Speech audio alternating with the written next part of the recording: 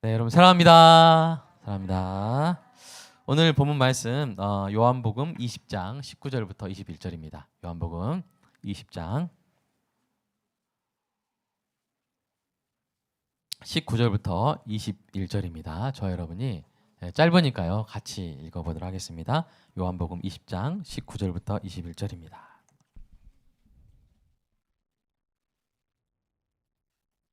함께 읽겠습니다. 이날 곧 안식 후 첫날 저녁 때 제자들이 유대인들을 두려워하여 모인 곳에 문들을 닫았더니 예수께서 오사 가운데 서서 이르시되 너희에게 평강이 있을지어다. 이 말씀을 하시고 손과 옆구리를 보이시니 제자들이 주를 보고 기뻐하더라. 예수께서 또 이르시되 너희에게 평강이 있을지어다. 아버지께서 나를 보내신 것 같이 나도 너희를 보내노라. 아멘. 어떤 사람이 아주 특이한 집을 지었다고 합니다. 오래전에 제가 들은 이야기인데요. 좁은 땅 위에 세상에서 가장 넓은 집을 지었다고 합니다. 좀 말이 이상하죠? 좁은 대지 위에 세상에서 가장 넓은 집을 어떻게 지을까요? 그 집은 보통의 집의 구조와 반대로 집을 지은 것인데요. 보통 집의 외벽에 해당하는 부분에 거울을 달고 세면대를 설치하고 주방과 침실을 배치했습니다. 그리고 보통 집의 내벽에 해당하는 부분에 창문을 달고 울타리를 둘렀습니다. 그는 하루의 대부분을 세상에서 가장 넓은 집에서 나와서 몇 평이 안 되는 그 집 바깥에서 보냈습니다. 여러분 상상이 되시나요? 거꾸로 만든 거예요, 이렇게. 그래서 그 집 벽으로 둘러싸인 그 안을 집 바깥이라고 생각하면서 그렇게 보냈습니다. 이 이야기는 우리가 생각하는 방식에 따라서 삶의 방병이 얼마나 좁아질 수 있는지를 보여줍니다. 이 이야기에 빗대어 보면 안식 후 첫날 저녁 때 제자들의 삶의 반경이 그토록 좁아진 것도 이해가 됩니다. 예수님이 살아계실 때 그들은 이 마을 저 마을을 누비고 다녔습니다. 예수님과 함께 수많은 환자를 고쳤습니다. 예수님과 함께 자신들의 나라를 로마 제국으로부터 구할 원대한 꿈을 꾸었습니다. 그런데 그 꿈의 근거였던 예수님이 죽었습니다. 예수님을 죽인 자들이 기세등등하게 바깥 세상을 누비고 다녔습니다. 그들의 선생님이 그토록 쉽게 잡혀 죽었다면 그들도 선생님들을 위해서 잡혀 죽을 수 있다는 두려움은 당연한 것 아니겠습니까? 그 두려움에 휩싸여 예수님의 제자임을 부인한 베드로가 바로 대표적인 예라고 할 수 있습니다. 오늘 19절 상반절 말씀 한번 다시 읽어보겠습니다. 시작. 이날 곧 안식 후 첫날 저녁 때 제자들이 유대인들을 두려워하여 모인 곳에 문들을 닫았더니 두려움이 그들을 가뒀습니다. 모든 문들이 벽으로 변했습니다. 죽은 지 사흘 뒤에 살아나리라고 하신 예수님의 말씀을 기억하여 세상에 나아가 복음을 전해야 될 그들은 두려움의 벽 안에 스스로를 감금해 버렸습니다. 예수님이 온 세상으로 보내려고 했던 제자들이 온 세상으로부터 후퇴하여 사면이 닫힌 두려움의 집에 숨어들고 말았던 것입니다. 그 두려움의 집에는 온갖 고통이 가득했습니다. 선생님을 버렸다는 죄책감, 선생님과 함께했던 삶에 대한 상실감, 선생님과 함께했던 추억으로 인한 슬픔이 가득했습니다. 사랑하는 여러분, 혹시 오늘 본문의 제자들처럼 두려움의 집에 갇혀 있는 분이 있습니까? 내가 무엇을 할 수 있을까? 내 죄를 누가 용서할 수 있을까? 나는 구제불능이야. 실패나 범죄의 경험으로 인해 무기력, 두려움, 단절감, 절망감의 벽들을 세우고 스스로를 넓은 세상으로부터 단절시켜 가두어 버릴 수 있습니다. 그럴 때 우리의 삶이 멈춰버리죠. 어디에서 왔는지 어디로 가는지도 알 수 없게 됩니다. 그 두려움의 집에서 술에 취해 살거나 게임에 중독되어서 인생을 낭비합니다. 꼭 어떤 좁은 공간에 갇혀 지내는 사람만이 그런 것은 아닙니다. 겉으로 볼 때 동분서주하는 것 같지만 스스로 사실은 두려움의 집을 짓고 그 안에 스스로 고립시킨 채로 살아가는 시기가 우리의 인생에 있을 수 있습니다. 그럴 때 우리가 갇혀있는 벽을 뚫고 확 들어와 줄 누군가가 필요합니다. 우리의 두려움의 집에 침입하여 벽인 줄 알았던 문을 활짝 젖히고 세상을 향해서 열어줄 사람이 필요합니다. 상쾌한 공기와 함께 우리에게 용기를 불어넣고 세상을 향해 나아갈 이유를 알려줄 사람이 필요합니다. 멈춰졌던 우리 인생의 의미의 시계가 다시 돌아가게 해줄 그런 기적이 필요합니다. 두려움의 집에 갇혀있던 제자들에게 일어난 일이 바로 그런 일이었습니다. 베드로와 요한이 부활 현장의 증거를 열심히 설명하고 마리아가 주님을 직접 본 사실과 주님의 진리의 말씀을 전했음에도 불구하고 그들은 여전히 두려워했습니다. 그 두려움을 몰아낼 온전한 믿음이 필요했습니다. 주님의 부활에 대한 설명이나 주님에 대한 전해 들은 소식으로 걷어내버리기에는 그들을 가두어버린 두려움의 벽이 너무나 두꺼웠습니다. 그들에게 필요한 것은 주님에 대한 소식이 아니라 3년 동안 매일 함께 했던 살아 역사하시는 주님이었던 것입니다. 그런데 그 모든 문을 닫았기에 매우 어두웠을 그곳에 갑자기 환한 빛이 임했습니다. 빛이신 예수님이 오셨습니다. 어떤 닫힌 문도 두꺼운 벽도 예수님이 오시는 것을 가로막을 수 없었습니다. 답이 오셨습니다. 능력이 오셨습니다. 모든 두려움의 원인을 제거해버리는 사건이 일어났습니다. 그토록 보고 싶었던 주님이 오셨습니다. 그 주님이 그들 가운데 서서 말씀하십니다. 뭐라고 말씀하십니까? 한번 함께 읽어보겠습니다. 시작. 너희에게 평강이 있을지어다. 처음에 그들은 자신의 눈을 의심할 수밖에 없었습니다. 전에 폭풍 가운데 바다 위를 걸어오시는 예수님을 보았을 때에도 그들은 어떻게 했어요? 유령인 줄 알고 무서워 소리 질렀습니다. 아마도 그들은 소리 지르거나 자기 뺨을 꼬집어 보거나 입을 다물지 못하고 눈을 휘둥그레 뜨고 숨지기며 예수님을 응시했을 것입니다. 예수님은 아직도 실감하지 못하는 제자들을 위해서 못 박힌 손, 창에 뚫린 옆구리를 보여주셨습니다. 그제야 제자들이 예수님의 존재를 실감하며 기뻐했습니다. 그 형언할 수 없는 기쁨이 바로 예수님이 제자들에게 주신 첫 번째 선물이었습니다. 사랑하는 여러분, 주님을 보는 자에게 기쁨이 있습니다. 이 기쁨은 가장 사랑하는 분을 보는 기쁨입니다. 죽어서 더 이상 만날 수 없을 줄 알았던 바로 그분을 다시 만난 기쁨입니다. 인생의 모든 아픔과 슬픔의 구름을 단숨에 걷어내버리는 햇살 같은 기쁨입니다. 흑백의 그림자 같았던 인생을 온갖 아름다운 빛깔로 물들이는 기쁨입니다. 잃어버렸던 삶의 모든 의미를 다시 단숨에 되찾게 해주는 기쁨입니다. 사랑하는 여러분, 여러분은 주님을 볼 때 그러한 기쁨을 선물로 받고 있습니까? 저에게 주님은 제 삶을 빛내는 가장 아름다운 이야기입니다. 제 삶을 변호해주는 가장 강력한 진실입니다. 제 삶을 지탱해주는 가장 견고한 진리입니다. 만약 주님을 보지 못한다면 저는 두려움의 집에 갇혀 순식간에 쪼그라들고 말 것입니다. 연약하고 부패하고 초라한 제 자신을 보면서 한없이 가라앉게 될 것입니다. 삶의 의미를 잃어버릴 것입니다. 그저 어두컴컴한 두려움의 집에서 가장 고통스럽고 가장 허무한 방식으로 인생을 낭비하고 말 것입니다. 그러나 주님을 볼 때 불이 켜집니다. 음악이 흐릅니다. 창문이 열려집니다. 신선한 공기를 들이마십니다. 세상을 향해 나아갈 용기를 얻습니다. 제가 경험한 바로 주님은 우리가 두려움의 집에 갇혀 지내도록 내버려 두지 않으십니다. 주님의 때에 예고도 없이 불쑥 들어오십니다.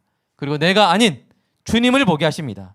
죄 많은 내가 아닌 죄 없으신 주님을 보게 하십니다. 한없이 작은 내가 아닌 무한하신 주님을 보게 하십니다. 이기적인 내가 아닌 사랑의 주님을 보게 하십니다. 한치 앞도 못 보는 내가 아닌 영원 가운데 섭리하시는 주님을 보게 하십니다. 여러분, 어떤 분은 이렇게 질문할 수 있습니다. 제자들이 예수님을 본 것처럼 저도 볼 수 있게 해주세요. 그것이 불가능하다면 도대체 어떻게 주님을 볼 수 있죠? 여러분, 어떻게 볼 수 있습니까? 어떻게 볼 수 있어요? 성경을 통해서 볼 수 있습니다. 마태복음에서 볼 수 있습니다. 누가복음에서 볼 수 있습니다. 요한복음에서 볼 수 있습니다. 마가복음, 사도행전, 요한계시록에서 볼 수 있습니다. 심지어 구약에서도 우리 주님을 만날 수 있습니다. 그래서 요한이 이렇게 기록했죠. 예수님은 말씀이십니다. 요한복음 1장 1절 같이 읽어볼까요? 시작. 태초에 말씀이 계시니라. 이 말씀이 하나님과 함께 계셨으니 이 말씀은 곧 하나님이시니라. 아멘. 사랑하는 여러분, 성경에서 예수님을 보십시오. 여러분이 어디에 있든지 그곳에 예수님이 오셔서 말씀하게 하시기 바랍니다. 예수님은 오직 말씀을 통해 우리 가운데로 임하기로 작정하셨습니다.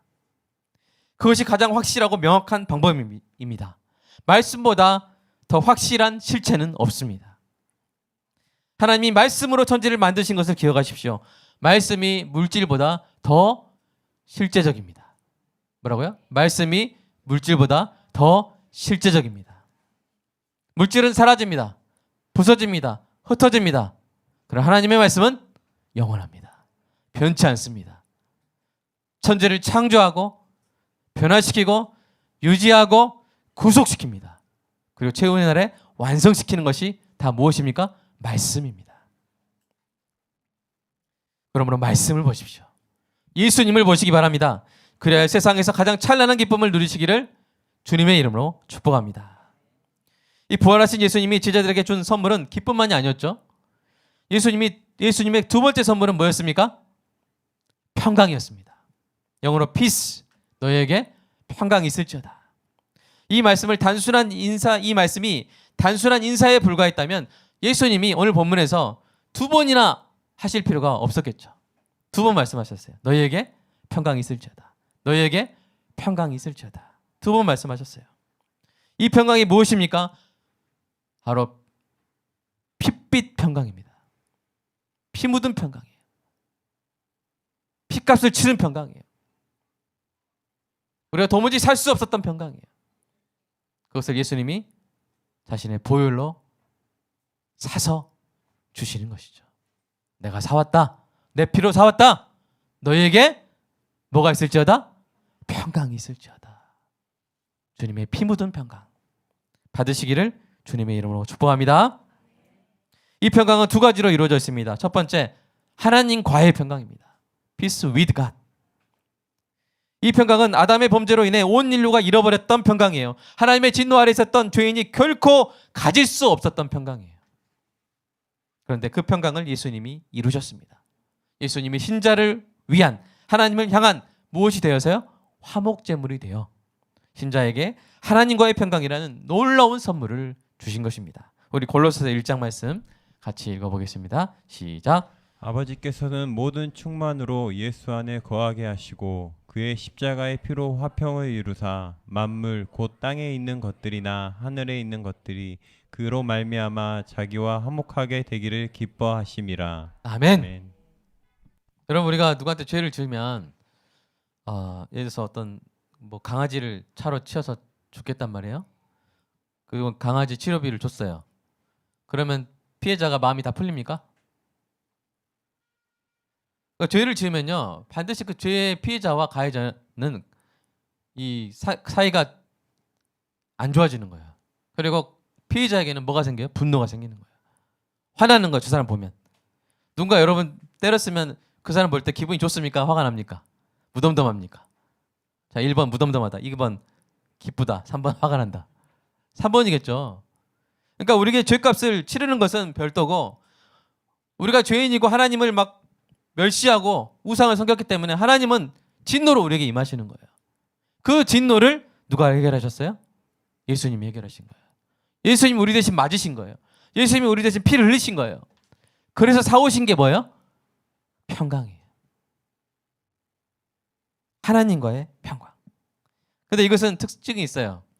우리가 잘못해도 이 평강은, 우리가 이렇게 좀 하다 죄 짓고 막 이렇게 하면 이 하나님과의 평강이 사라집니까? 사라지지 않아요. 왜요? 이 평강은 우리가 노력해서 얻은 거예요? 아니요. 전혀 우리의 노력과 상관없이 하나님이 예수님을 통해서 이루신 거예요. 그러니까 우리가 망칠 수가 없어요. 이 평강은. 여러분 예수를 믿었다면, 여러분 주님 만나실 때까지 여러분은 하나님과의 평강을 잃을 수 없음을 기억하시기를 주님의 이름으로 축복합니다. 여러분이 이룬 게 아니기 때문에 여러분이 잃을 수 없는 거예요. 발음이 좀 어렵죠?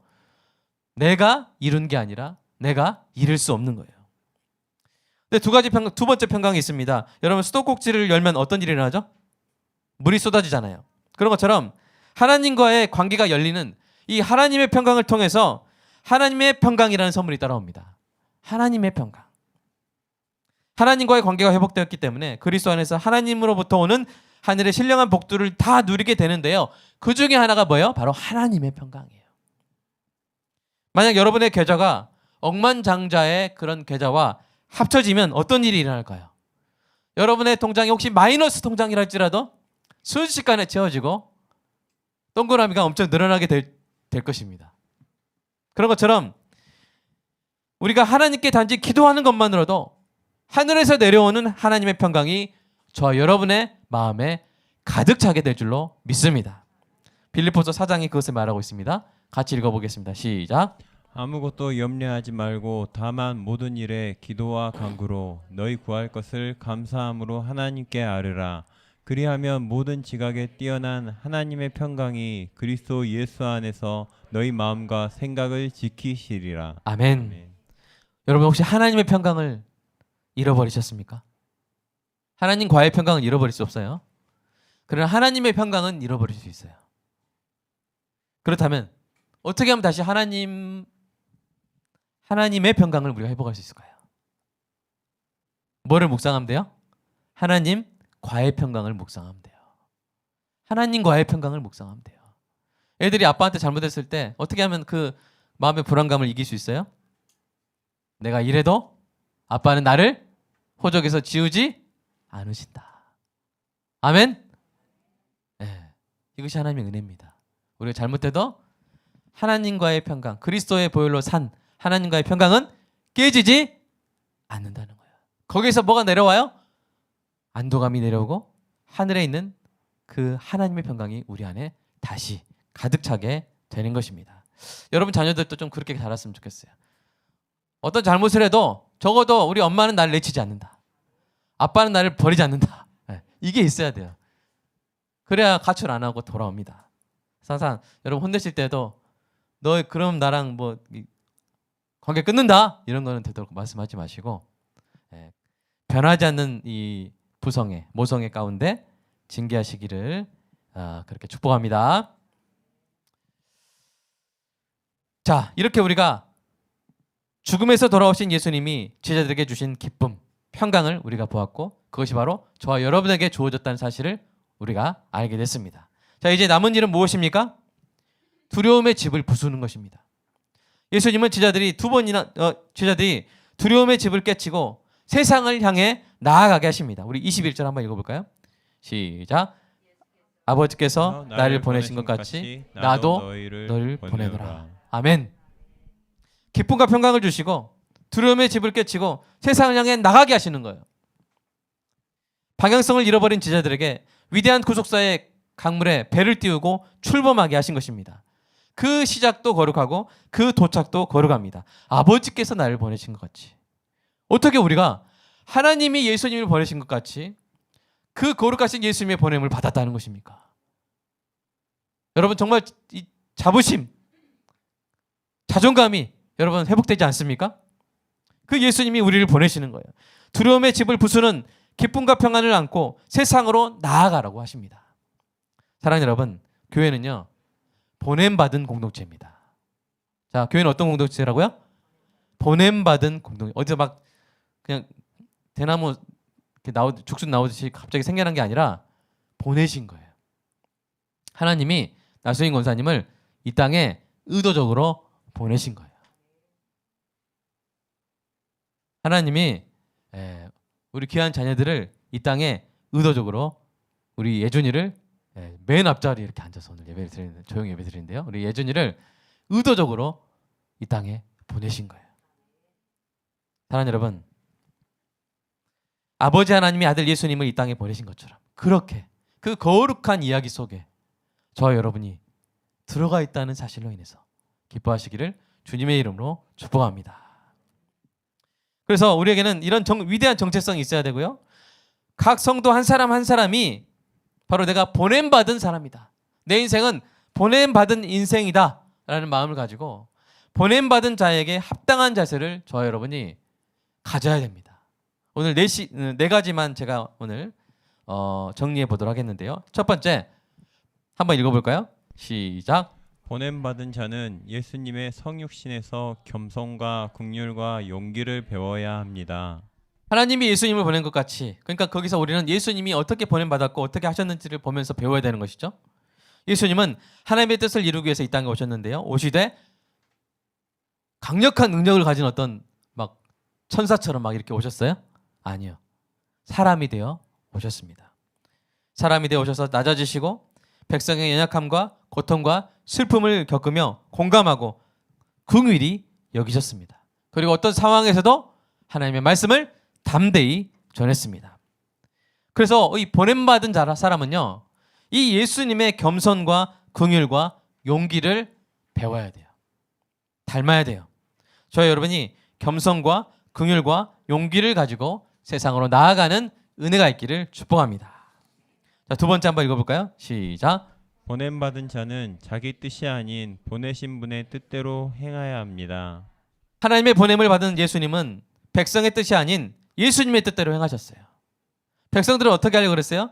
예수님이 5,000명을 보리떡 5개와 물고기 2마리로 먹이시니까 사람들이 어떻게 하려고 그랬어요? 예수님을 잡아서 어떻게 하려고 그랬어요? 왕으로 삼으려고 했잖아요. 그죠? 그게 백성의 뜻이었어요. 예수님이 그 뜻에 그래 너희들이 그렇게 원하냐 해서 왕이 되셨다면 어떻게 됐겠어요? 십자가에 달려서 저와 여러분의 죄를 대속하지 못하셨겠죠. 그죠?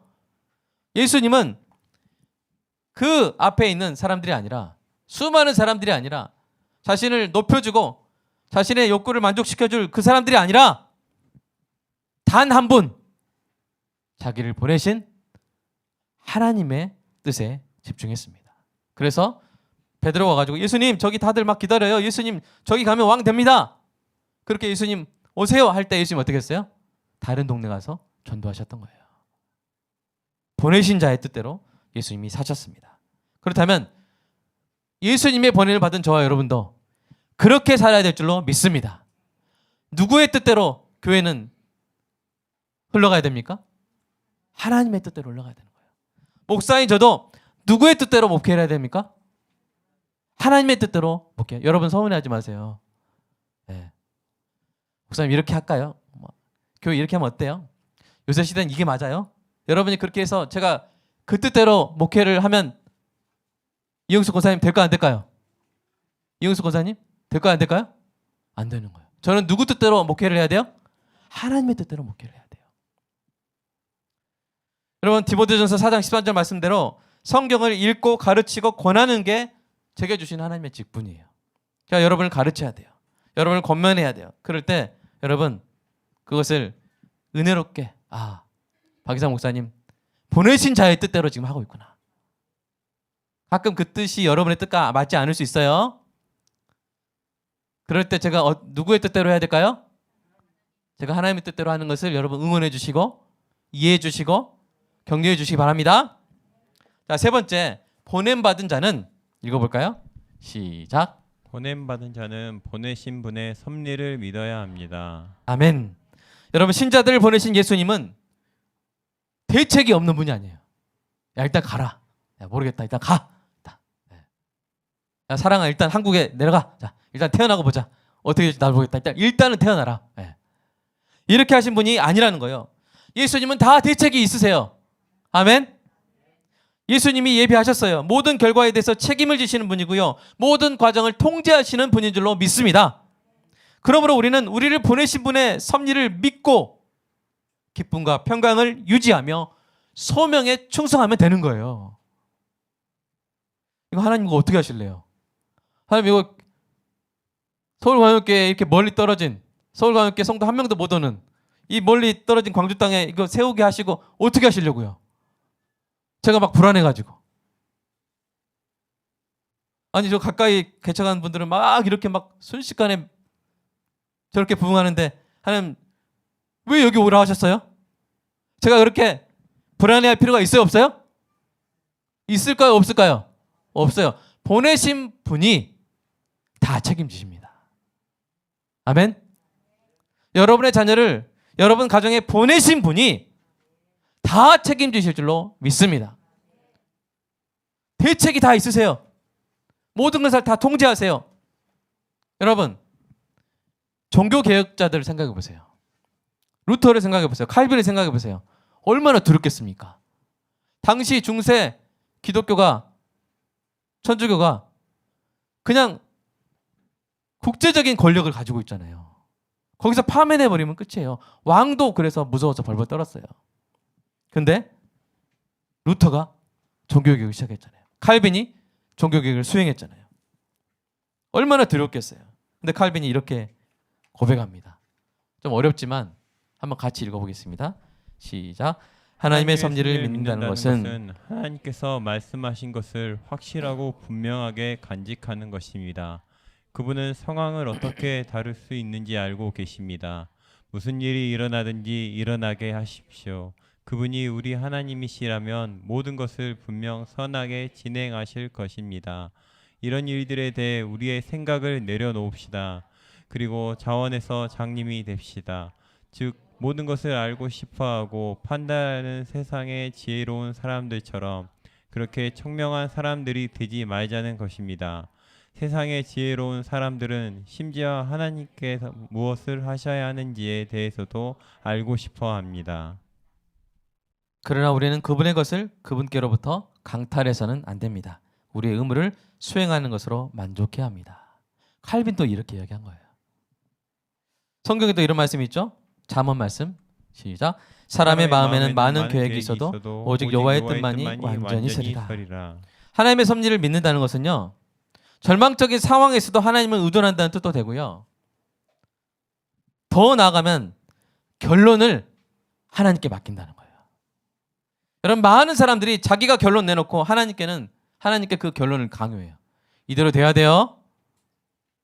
그렇게 자신의 결론을 주님께 강요하는 것은 주님의 결정권을 무시하는 관계적인 범죄입니다. 보냄받은 자는 결론을 내놓고 주님께 과정을 맡기는 것이 아니라 주님의 결론을 신뢰하며 그 과정에 주어지는 의무를 수행할 뿐입니다. 결론은 누가 내세요? 결론은 누가 내세요? 하나님이 내는 거예요. 결론은 주님이 내십니다. 우리는 그 결론에 이르는 과정에서 기쁨과 평강으로 묵묵히 순종하면 됩니다. 그렇게 하는 우리 교회가 되기를 간절히 소망합니다. 네 번째 읽어볼까요? 시작. 보냄받은 자는 자기 인생을 내어드려야 합니다. 여러분, 한 왕이 있었어요. 어느 날 그가 이 신하들에게 이런 말을 합니다. 이런 명령을 내려요. 자, 크고 튼튼한 가방 만들어 와. 이렇게. 크고 튼튼한 가방 만들어 와라. 이렇게 신하들에게 명령을 합니다. 신하들 중에 어떤 자들은 왕의 명령에 순종해서 자신이 만들 수 있는 가장 크고 튼튼한 가방을 만들어서 왕께 나와왔습니다. 어떤 자들은 왕의 명령에 기분이 상해가지고요, 근데 무슨 가방 만드는 사람인가? 이렇게 하면서 그냥 자기 집에 둥그러 다니는 그냥 이렇게 작은 가방이나 약한 구멍난 가방을 대충 챙겨가지고 왕에게 나아갔어요. 자, 신하들이 다 모였습니다. 그러자 왕이 그 신하들을 데리고 왕의 창고로 갑니다. 창고를 열어서 각자 가져온 그 가방에 왕의 황금을 마음껏 담아가라고 했어요. 여러분, 어떤 일이 일어났겠습니까? 작거나 약한 가방을 가져온 신하들은 땅을 치며 후회했습니다. 반면에 크고 튼튼한 가방을 가져온 신하들은 왕의 은혜를 찬양하면서 엄청난 보물을 선물로 받아갔습니다. 사랑하는 여러분, 이것이 바로 우리를 보내신 왕께서 우리의 삶을 가득 채우시는 방식입니다. 여러분, 보냄 받았습니까? 보냄 받지 않았다고 생각하는 분은 구원받지 않은 분이에요. 구원받은 모든 신자는 보냄 받은 거예요. 여러분, 보냄 받았습니까? 그렇다면 여러분의 인생 전체를 크고 튼튼한 가방으로 만들어서 왕께 드리시기 바랍니다. 보내신 분의 방식에 순종하여 영광의 상급을 풍성히 받으시기 바랍니다. 사랑하는 여러분이 두려움의 집을 깨치고 주님을 보는 기쁨과 주님이 주신 평강이 가득한 마음으로 세상을 향해서 담대히 나아가는 은혜가 있기를 축복합니다. 이 시간 함께 기도했으면 좋겠습니다. 우리가 보냄받은 자입니다. 그냥 우연히 이 땅에 떨어진 자들이 아닙니다. 그냥 우연히 생겨난 자들이 아닙니다. 우리 인생에 아무런 계획이 없는 것이 아닙니다. 섭리가 없는 것이 아닙니다. 우린 보냄받은 사람입니다. 교회는 보냄받은 공동체입니다. 여러분, 우리가 두려울 때 있잖아요. 해도 안 될 거야. 내 죄가 너무 커. 나는 구제불능이야. 혹시 여러분의 자녀가 그 두려움의 집에 갇혀서 인생의 의미를 잃어버리고 인생의 그 귀한 시간들을 낭비해버리고 있습니까? 오늘 이 복음이 그 두려움의 집을 부숴버리는 은혜가 있기를 간절히 소망합니다. 주님이 주신 그 기쁨과 평강으로 세상을 향해서 담대히 나아가는 우리와 우리 자녀들의 인생이 되기를 소망합니다. 주님께는 계획이 있습니다. 우리를 보내신 주님께 계획이 있습니다. 주님이 섭리하십니다. 결론은 주님께 맡기고 과정 가운데 충성되게 우리의 의무를 수행하는 보냄받은 자가 되기를 간절히 소망합니다.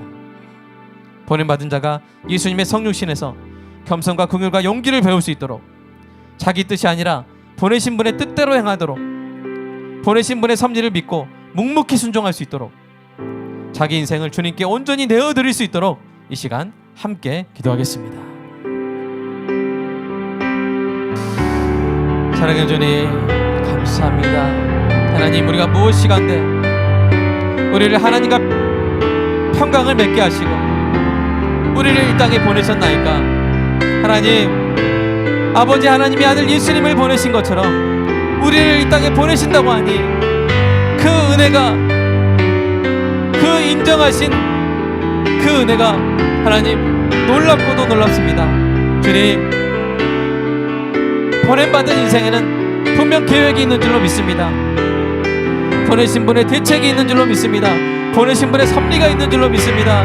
그것을 믿으며 나아가게 하시고 우리 뜻이 아니라 하나님의 뜻대로 행하게 하시고 이 땅에 오신 예수님의 성육신에서 겸손과 긍휼과 용기를 배울 수 있게 하여 주시옵소서. 보내신 분의 섭리를 믿고 내가 결론을 내고 하나님이 과정을 책임지는 것이 아니라 하나님이 결론을 내시고 하나님의 뜻에 맞게 제가 그 과정에서 순종해 나갈 수 있는 주님 은혜가 있게 하여 주시옵소서. 하나님, 마지막으로 우리의 인생을 주님께 온전히 내어드릴 수 있기를 간절히 소망합니다. 주님을 위해 아끼지 말게 하여 주시옵소서. 주님을 위하는 일에 아끼지 말게 하시고 주님이 주신 건데도 자기 건 줄 알고 움켜쥐지 말게 하시고 오직 주님의 것을 주님께 기쁨으로 드리게 하여 주시옵소서. 그것이 가방이 되어서 그것이 그릇이 되어서 하나님의 그 영광의 상급을 풍성히 받게 될 줄로 믿습니다. 하나님, 아깝고 내 것 같아서 포기하는 우리의 물질이 있습니까? 시간이 있습니까? 재능이 있습니까? 은사가 있습니까? 다 주님이 이 땅 가운데 주님의 일을 하라고 맡겨주신 것인데 그것이 내 것인 것처럼 착각하고 사는 것들이 있습니까? 주님, 작은 가방, 터진 가방 가지고 주님께 나아가지 말게 하시고 크고 튼튼한 가방 가지고 왕께 나아가 왕이 주시는 모든 상급을 풍성히 누리는 지혜로운 인생 되게 하여 주시옵소서. 보냄받은 자의 인생 되게 하여 주시옵소서. 주님,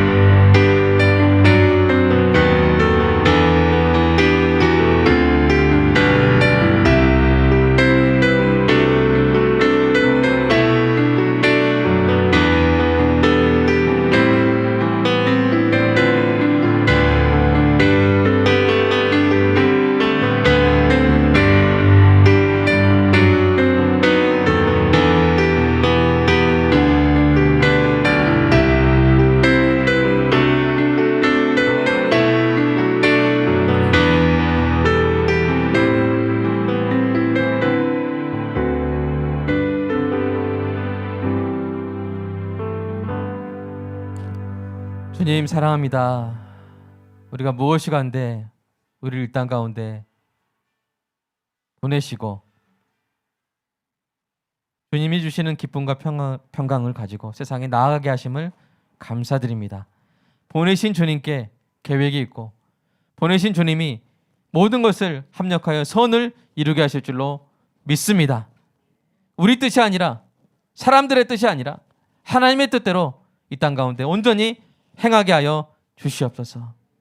그리고 혹시 우리의 삶 가운데 두려움의 집에 갇혀서 아무것도 못하고 있는 시기가 있다면, 우리 자녀들이 혹시 그런 시기를 겪고 있다면 하나님 붙잡아 주시고 그 두려움의 집을 부숴버리고 세상을 향해서 담대히 나아가는 우리와 우리 자녀들이 주님 되게 하여 주시옵소서. 주님의 모든 우리에게 허락하신 소득이 내 것이 아니라 주님의 것임을 고백하며 11조와 감사헌금 주일헌금으로 하나님께 드렸습니다. 하나님, 물질이 있는 곳에 마음이 있다고 하셨사오니 우리의 이 신앙 고백을 주님 들어주시고 기뻐하시고 그 산 가운데 우리가 채울 수 없는 것들 채워주시고 우리가 지킬 수 없는 것들 지켜 주시옵소서. 하늘의 신령한 모든 보화로 부어 주시옵소서. 하나님 감사합니다. 우리가 무엇이 간데 우리를 하나님과 화평케 하시려고 화목제물이 되셨나이까. 그 찢겨진 주님의 살, 그 흘려진 주님의 보혈을 기념하며 오늘 성찬식을 거행합니다. 하나님, 주님의 살을 상징하는 빵을 먹을 때 주님의 약속을 기억하게 하시고 주님의 능력을 기억하게 하시고 주님의 섭리를 기억하게 하사 언제나 기쁨과 평안이 가득하게 하여 주시옵소서. 주님의 언약의 피인 이 포도즙을 마실 때 어떤 상황 가운데서도 하나님과의 평강은 깨지지 아니하고 오히려 그 평강을 묵상할 때 하나님으로부터 오는 평강이 우리 모든 성도의 가슴에 가득 차게 하여 주시옵소서. 그 무엇도 우리를 그리스도 안에 있는 하나님의 사랑에서 끊어낼 수 없는 줄로 믿습니다. 우리를 위해서 변호하시는 이는 주님이시니 우리를 정죄할 수 있는 자가 없는 줄로 믿습니다. 이 빵과 이 포도즙으로 주님의 은혜를 온전히 누리는 복된 성찬식 되게 하여 주시옵소서. 예수님의 이름으로 기도드리옵나이다. 아멘.